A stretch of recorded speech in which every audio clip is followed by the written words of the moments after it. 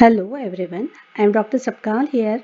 The title for discussion today is Management of Anemia in Pregnancy and the role of injectable iron therapy.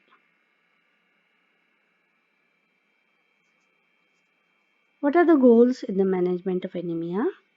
First one is to identify the cause of anemia and to judge the severity of the anemia also and its related complications. Because with severe anemia there is risk of congestive cardiac failure, anoxic encephalopathy, and with the sickle cell anemia and thalassemia, which are hemolytic anemias, they are associated with increased maternal mortality and perinatal morbidity and mortality also. However, iron deficiency anemia is the most common, 75% we have learned, but B12 folic acid deficiency is the rare one. And by peripheral smear, the most common anemia which is diagnosed is dimorphic anemia. Hemolytic anemia in pregnancy, the most common one is macroangiopathic hemolysis as a part of HELP syndrome. Sickle cell trait constitutes 40% of the hemolytic anemia, most common hemoglobinopathy, and beta thalassemia 15%. Rare anemias may be refractory anemia due to hypoplastic bone marrow or pancytopenia may be there. Patient can have bleeding tendency due to thrombocytopenia and there is risk of infection due to neutropenia. All neonatal complications are usually seen in these aplastic anemia, and in these cases counseling is done about avoiding the pregnancy, and even if the patient is pregnant, MTP is advocated in these cases. What is the treatment of anemia? In early gestation, oral therapy is contraindicated. But if there are no complications, then oral iron treatment is indicated after 14 weeks of pregnancy. The dose is elemental iron, 180 milligram, in the form of ferrous sulfate tablet is given. It is combined with 4 to 5 milligram of folic acid per day. Especially, this supplementation is very important in sickle cell disease and thalassemia cases. Balanced high protein diet is important in hypoproteinemia and iron deficiency anemia to avoid IUGR. Screen the lady for the complications like preeclampsia, abruptio placenta, especially in folic acid deficiency anemia, CCF, and infections also. There may be generalized anasarca due to hypoproteinemia, hepatomegaly, splenomegaly, ascites, CCF are the features of thalassemia and sickle cell disease. The other reasons for hemolytic anemia may be malaria, leukemia, lymphoma, which are a rare one. Screening for asymptomatic bacteriuria is very important in cases of sickle cell anemia disease. Antenatal visits are required every month till 28 weeks and thereafter every 15 days. In earlier 7 to 9 weeks of gestation, one sonography scan is important because there is risk of first trimester abortion because with the defective germplasm. Screen the lady for diabetes, hypothyroidism, cardiac assessment should also be done, especially in thalassemia cases, because end organ damage results due to iron overload. At 11 to 14 weeks, anomaly scan is important for neural tube defect, and for also IUGR monitoring is important with the fetal biometry every month. In megaloblastic anemia, there is risk of preterm labor. The risk rise is twofold rise is there in megaloblastic anemia cases. Okay. What about parenteral iron therapy? Maximum load on iron requirement is due to expansion of the RBC volume. Usually parenteral iron therapy is required after 32 to 36 weeks of pregnancy, and within approximately within 8 weeks, the anemia gets corrected. Rise of hemoglobin by oral parenteral therapy is zero point 0.7 to 1 gram. What are the indications where parenteral therapy is indicated? When there is less time, near-term patient, or the patients where oral treatment has got side effects or non-compliance of the patient is there, then in these cases parenteral iron therapy is required. Or patients of malabsorption or vitamin deficiency, patients with the chronic blood loss or chronic infection, they are selected for parenteral iron therapy. Parenteral iron therapy gives certainty of the administration of the dose, and but remember it is contraindicated in cases of thalassemia with pregnancy. The total required dose of iron deficit is calculated with the formulas. There are three formulas written here. The first one is zero point 0.3 into weight in pounds into hemoglobin deficit in percentage plus 500 milligram is added. Total dose is calculated in milligram. The next formula is 4.5 4.4 into weight in kg into hemoglobin deficit total iron doses. The simplest one is 250 milligram of elemental iron into each gram of hemoglobin deficit. So a deficit of suppose 6.9 grams is there, then 250 into that and total dose is calculated. What are the preparations available? Injectable preparations, iron preparations available. There are three complexes: type 1 complex, type 2, and type 3. Type 1 complex is not used nowadays because there is risk of anaphylaxis and fatal complications are there, so it is not used. It is out of practice. The drugs available are iron dextrine and iron dextran and iron dextran ferrous ascorbate. These three preparations are available. These complexes, they have got high molecular weight and slow transport. They are absorbed through the lymphatics and they cause lymphadenopathy. So suppose the injection is given in the buttocks, there is pelvic lymphadenopathy. Thus, before any major surgery like a radical surgery, previously we used to use this injection, and identification of lymph nodes was easy during lymphadenectomy. So that is one of the advantage of this use of this injection interferon. What are the other problems of interferon injection? We have learned hemolysis and circulatory collapse, anaphylactic reaction are the major issues. Minor ones are pyrexia, myalgia, arthralgia, and painful injection site or staining at the injection site is a major issue.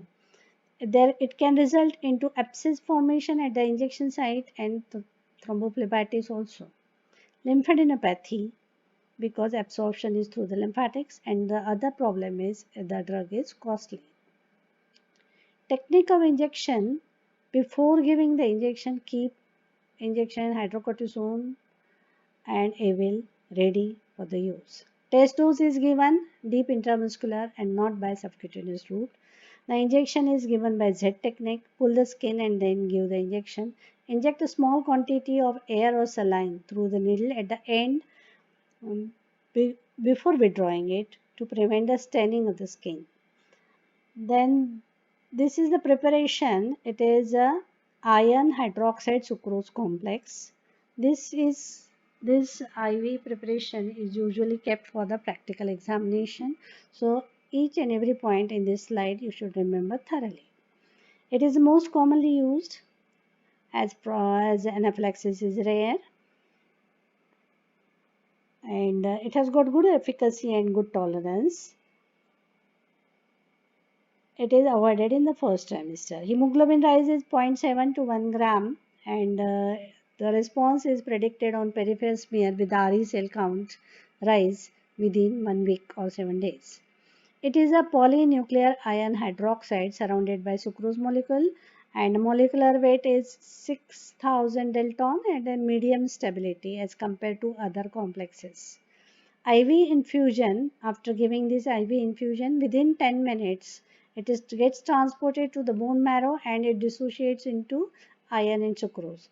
The dose is 100 milligram in 100 ml, can be doubled up 200 milligram in 500 ml, given within half an hour. If there are rigors, chest pain, hypertension, omit it. Can be given in the infusion, total dose infusion can be given 1.5 gram, can be given in 1000 ml. Or can be also you be used in the push technique, 50 milligram, push the drug, then wait for 5 minutes, again push 50 milligram IV. Thus, that way also the drug can be used. So it in this sucrose iron hydroxide sucrose complex is a type 2 complex. It has got immediate transport to bone marrow is the major advantage. The other drug in this complex, type 2 complex, is ferric hydroxymaltose. The dose is 1 gram IV in 15 minutes. The other advantages are same as sucrose injection. Okay. The preparation for this carboxymaltose is Orofer. It is a commercial preparation, and this Alferis as is a preparation for iron sucrose injection. Type 3 complexes, they have got low molecular weight, less than 50,000 Daltons, slow transport because less binding with the transferrin, thus large amount of free iron is deposited in the reticuloendothelial system and organs also, causes lipid peroxidation. Thus oxidative stress is a major issue with these two drugs, iron sorbitol citrate and iron gluconate. Okay, the dose of this one is 50 milligram per ml. The dose can be 100 milligram. The 30% of this iron sorbitol citrate gets excreted through the urine and it exacerbates the urinary tract infection. Iron gluconate, it is used only for IV, not used intramuscular. The oxidative stress is a major issue. The anaphylaxis is less with these type 3 complexes. Erythropoietin is also used. It is used in refractory anemia due to chronic urinary tract infection or HIV patients or following autologous blood transfusion cases and aplastic anemia with severe malabsorption syndrome. The dose of this when erythropoietin is 50 units per kg subcutaneous 3 times a week for 1 month, then increase it by 25 units per week along with iron. Recombinant preparations are not used. Blood transfusion. WHO recommends blood transfusion for severe anemia cases for quick response. Packed cell transfusion is preferred. Partial exchange transfusion is rarely required. So it is indicated in very severe anemia cases with CCA patient or whenever patient is for LSCS. Acute blood loss like PPH, APH cases, there also blood transfusion is very much helpful. Refractory anemia and thalassemia, sickle cell anemia, they need periodic blood transfusion. There is special methodology of this blood transfusion and certain precautions have to be taken because there are two risks. One risk is of CCF and the other risk is of anaphylaxis. Hence, remember that the blood transfusion is always given slowly with Lasix injection prior 20 milligram IV or injection decadron also may be given 4 milligram IV to avoid problems of mismatched blood transfusion. So these emergency medications should be ready. The white bore needle is preferable. Or sepsis is observed, check the sheet. Check the date of collection of blood, date of issue of bag, then donors registration number and blood group, and patient's registration number and blood group. The blood issue slip must be recorded in the file. Advantages of blood transfusion. The rapid rise of hemoglobin 1 gram and oxygen carrying capacity also increases immediately. It stimulates the erythropoiesis in the bone marrow also. Additional help is obtained with the administration of amino acids and antibodies in the plasma are also received by the patient. There is RBCs are hemolyzed and they are recycled for erythropoiesis. There are certain blood transfusion side effects like anaphylaxis, hemolysis. Patient can go in the labor. There is risk of citrate toxicity also. Other infections which may be carried with the blood transfusion are HIV, hepatitis, serum hepatitis, filaria infections, and malaria infections. Look for complications like congestive cardiac failure. The critical period for this complication is 28 after 28 weeks or 32 weeks of pregnancy. That dyspnea palpitation will be there, and pulmonary congestion left ventricular failure is also observed. Folic acid deficiency anemia, the patients are prone for preeclampsia and HELLP syndrome. Adequate hydration with IV ringer lactate 1 liter at least is required in patients with sickle cell crisis, and oxygen therapy at least 2 liter per minute is delivered in sickle cell crisis cases.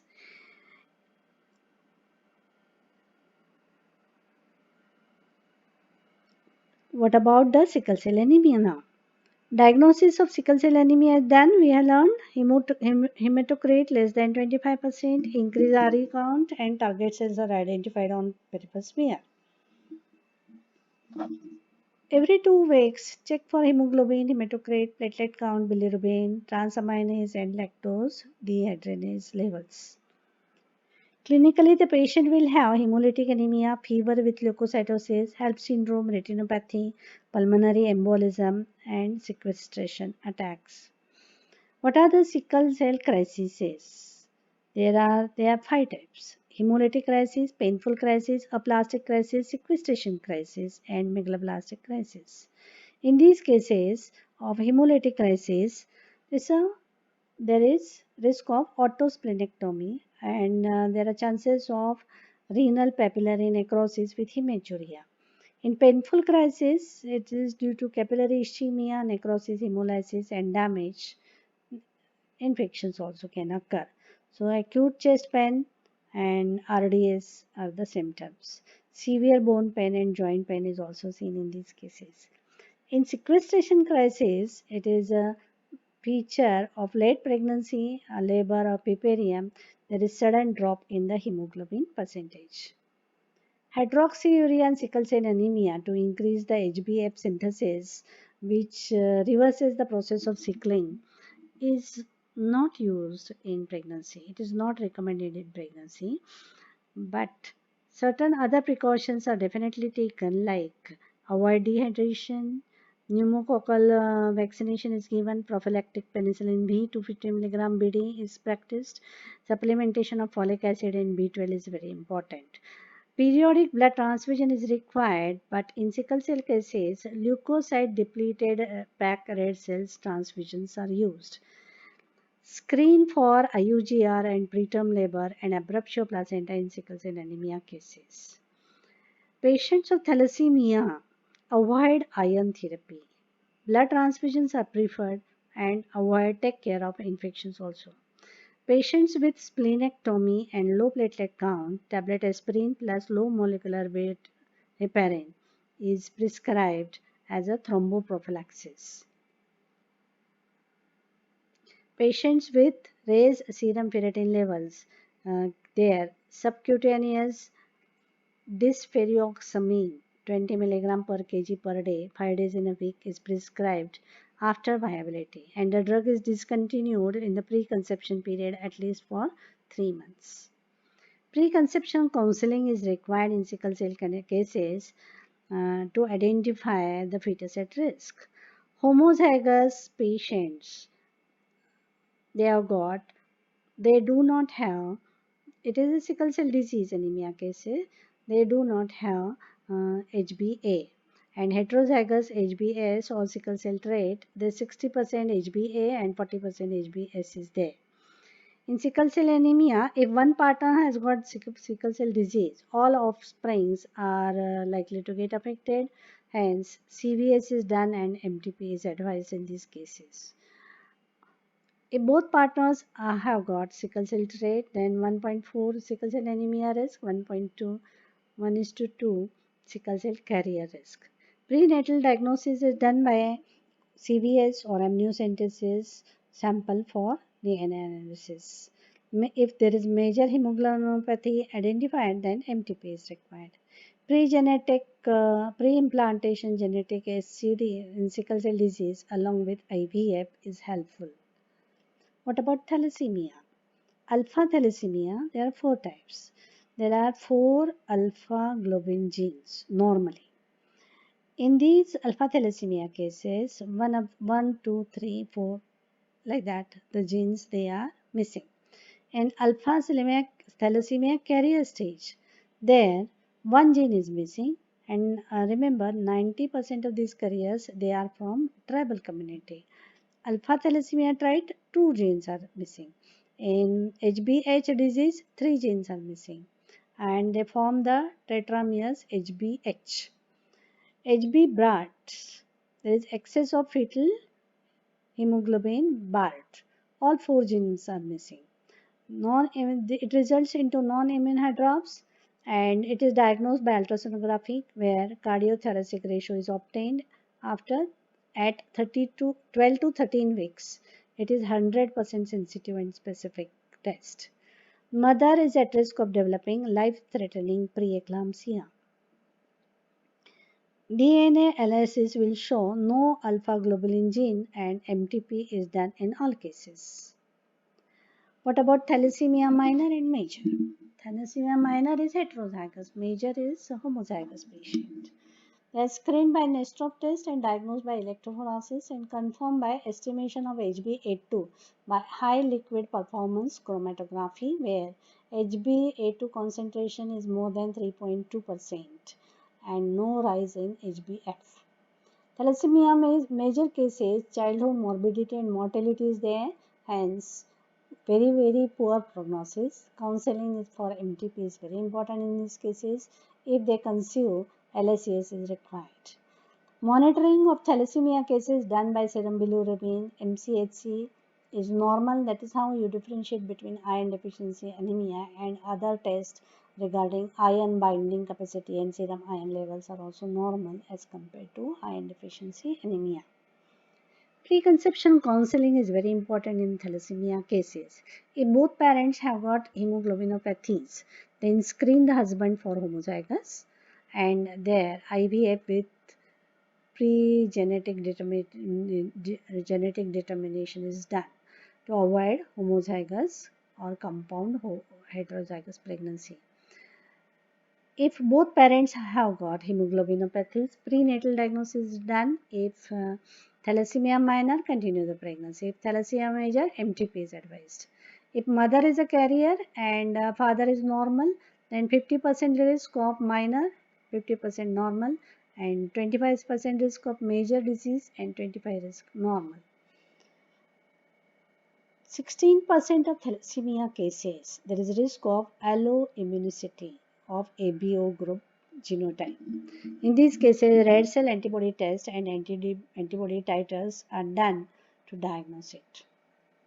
Preconceptional issues in thalassemia. Let us discuss it. Due to iron overload, there are so many problems in thalassemia cases. There is damage to the pituitary with subfertility and they may conceive after gonadotropin injections. There is damage to the pancreas, may end up into diabetes. Monitoring is done by fructosamine. If it is less than 300 mol per liter, then there is less risk of congenital effects. HbA1c A1AC is not useful for monitoring as it gets diluted with the blood transfusion. Thyroid damage is there and make sure that patient is euthyroid before pregnancy. Iron-induced cardiomyopathy is observed. That's why ECG is important and echo is done. If there is reduced ejection fraction, the pregnancy is contraindicated in these cases. One more test which can be done is T2 cardiac MRI. If more than 20 ms, then it is okay. If it is less than 10 ms, then more risk of congestive cardiac failure. End organ damage may be due to aggressive chelation in thalassemia cases. And there is a risk of osteoporosis also due to chelation of the calcium. There, vitamin D supplementation is required. Folic acid supplementation we have discussed, it is required in all cases of thalassemia. Scan for spleen is important, and if splenectomy is already done, then these cases should receive vaccine pneumococcus and Haemophilus influenza type B. Penicillin prophylaxis is also very important in these cases.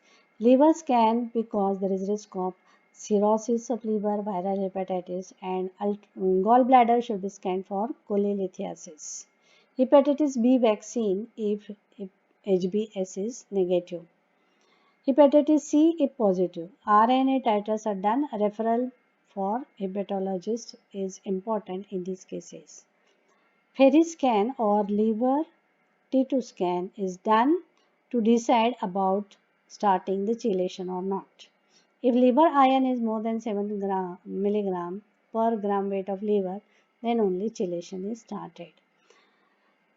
Deferaz or deferiprone, they are the chelating agents which are used, but these drugs should be discontinued 3 months prior to conception, but they are given safely after 24 weeks. They are not used before that. What is the management of anemia in pregnancy, in labor? Correct the anemia. Pay attention to the patient. Hospitalize the lady. Continuous CTG monitoring is important. Patient should be comfortable with proper position, oxygen inhalation. Labor analgesia is helpful. Liberal antibiotics are used. Avoid ARM. Avoid overload. So diuretics may be used. Prolonged labor is avoided, and mode of delivery is decided by obstetric point of view. Cut short second stage of labor. Avoid methergine, risk of CCF. Late clamping of the cord. 80 ml of blood transferred, and with 50 milligram of iron is delivered to the fetus. Thalassemia cases, major cases, LSCS is required, and in labor they should receive IV desferrioxamine 2 gram in 24 hours. There is no GI tract absorption through milk to the newborn. In third stage, injection oxytocin 10 units intramuscular after delivery of the fetus will prevent the PPH, because this patient, they have got poor tolerance for PPH. Risk of CCF because of the sudden venous return. Cross-matching sample should be obtained and immediate replacement of blood loss if PPH occurs. Paxil transfusion is better. In the puparium, prompt replacement of blood, adequate nutrition, antibiotics, wood dressings, the use of sterile pad, early ambulation to prevent the thromboembolism. Leg movements, breathing exercises are encouraged. Thromboprophylaxis is very important. In thalassemia cases, it is given with low molecular weight heparin for 6 days after normal delivery and for 6 weeks after cesarean section. Motivation of contraception for contraception is in the form of mini pills are given, or Mirena. DMPA or progesterone implants are helpful in sickle cell cases. They prevent the painful sickle cell crisis. Avoid use of copper tea and combined pills. Complications in the puparium, the risk of urinary tract infection, puparial sepsis, poor lactation, poor wound healing. There is chance of depletion of iron stores in the postnatal period, hence continue the treatment at least for 3 months after delivery, whether it is injectable or oral, any form can be given.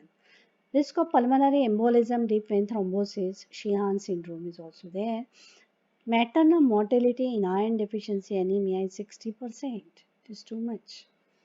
Newborn is at risk of IUGR, prematurity, intranatal infections, birth asphyxia, meconium aspiration, congenital defects with folic acid deficiency. Infancy anemia is due to less iron stores in the newborn. Perinatal mortality is 9 times more, and that is 20%. Behavior and cognitive abnormalities are also seen. 40% death in perinatal period is observed. Thanks for watching the video. Thank you so much.